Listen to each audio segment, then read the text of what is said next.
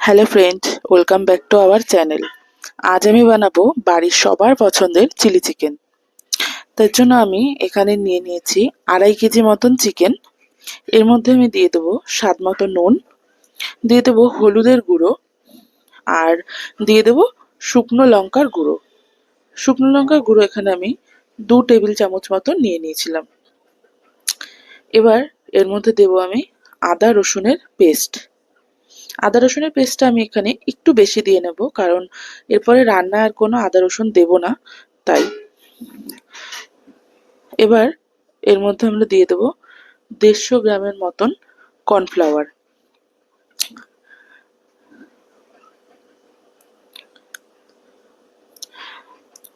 এবার এই কর্নফ্লাওয়ারটা দিয়ে সবগুলো উপকরণ খুব ভালো করে হাত দিয়ে মেখে নেব।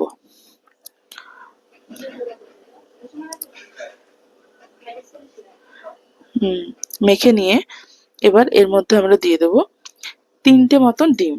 3টে একটু বেশ বড় সাইজেরই ছিল ডিমগুলো, 3টে বড় ডিম। ডিমটা দিয়ে আবার একবার ওটা পুরো ভালো করে মেখে নেব।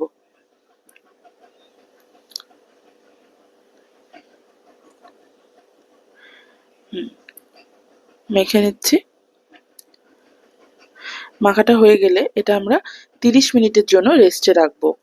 30 মিনিট পর কড়াইতে তেল দিয়ে চিকেনগুলো এক এক করে ভেজে নেব। চিকেনগুলো খুব বেশি ভাজবো না, মানে খুব বেশি কড়া করে ভাজবো না, হালকা একটু লাল হলেই নামিয়ে নেব। দেখুন চিকেনগুলো আমার ভাজা হচ্ছে।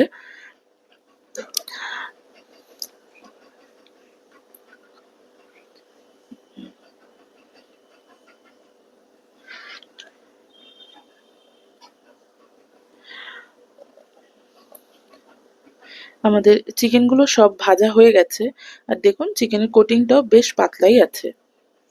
এবার ওই কড়াই থেকে এবার এই কড়াই থেকে বেশ কিছুটা তেল তুলে নেব, আর কড়াইতে যে বাকি তেল থাকবে তার মধ্যে দিয়ে দেবো রসুন কুচি, আর দেবো কাঁচা লঙ্কার কুচি। এবার রসুন আর কাঁচা লঙ্কাটা একটু ভাজা হয়ে গেলে এর মধ্যে দিয়ে দেবো গ্রিন ক্যাপসিকাম। আপনারা চাইলে এর মধ্যে রেড বা ইয়েলো ক্যাপসিকামও দিতে পারেন, বাট আমি শুধু গ্রিনটাই দিয়েছি। এবার ক্যাপসিকামটা একটু ভাজা হলে এর মধ্যে দিয়ে দেবো পেঁয়াজগুলো। এবার ক্যাপসিকাম আর পেঁয়াজটা এদিকে ভাজা হতে থাক, আমি এবার চিলি চিকেনের সসটা রেডি করে নিই। চিলি চিকেনের সসের জন্য আমরা এখানে নিয়েছি হলো টমেটো সস, আর নিয়েছিল গ্রিন চিলি সস, আর সোয়া সস। এবার এই 3টে সসই ভালো করে ফেটিয়ে রাখবো। এদিকে আমার পেঁয়াজ আর ক্যাপসিকাম ভাজা হয়ে গেছে। এবার এর মধ্যে দিয়ে দেবো স্বাদ মতো নুন। এখানে আমি আর কোনো হলুদ বা লঙ্কার গুঁড়ো কোনো কিছু ইউজ করব না। আপনারা যদি ঝাল সেরকম পছন্দ করেন তাহলে একটু লঙ্কার গুঁড়ো দিতেই পারেন, বাট চিলি চিকেন একটু মিষ্টি মিষ্টি ভালো খাই, সেই জন্য আর এখানে কোনো লঙ্কার গুঁড়ো দেব না। আর হলুদেও এর কালারটা ঠিক কালো আসে, সেই জন্য হলুদটা আমি বাদ দিয়েছি। এবার এবার আমি ওই সসটা পেঁয়াজ আর ক্যাপসিকামের মধ্যে দিয়ে ভালো করে মিশিয়ে নেব। দেখুন সুন্দর করে মিশে গেছে। এবার এর মধ্যে আমরা যে চিকেন ভাজাগুলো ছিল সেগুলো দিয়ে সবকিছু একবার ভালো করে মিশিয়ে নেব। ওই পেঁয়াজ আর ক্যাপসিকামের সঙ্গে ভাজা চিকেনগুলো ভালো করে মিশিয়ে নেব।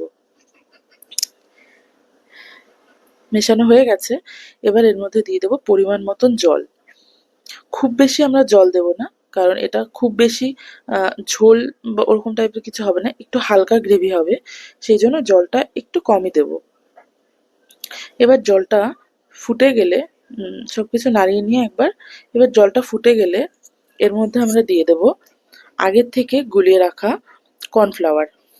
এখানে 3 চামচ মতন কর্নফ্লাওয়ার আমি একটু জলে গুলে নিয়েছিলাম, সেটাই এখন এখানে দিয়ে দেব।